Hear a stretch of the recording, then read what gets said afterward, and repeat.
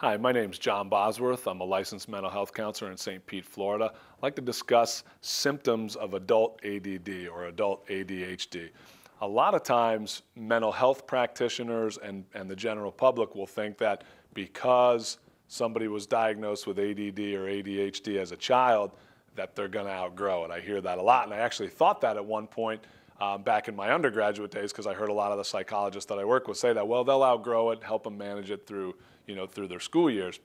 But we're finding that adults with attention deficit, we don't really outgrow it as a child, but it manifests itself in different ways. Whereas a child might have trouble in school, the adult's going to probably have some kind of trouble staying on task or completing tasks at work.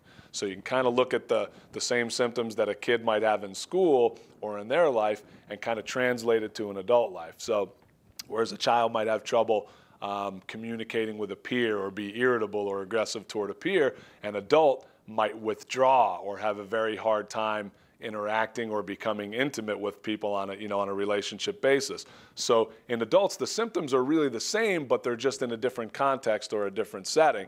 And what I like to look at, there's an interesting tidbit, a little fact myth type scenario that I discovered, and I'd like to read that to you guys.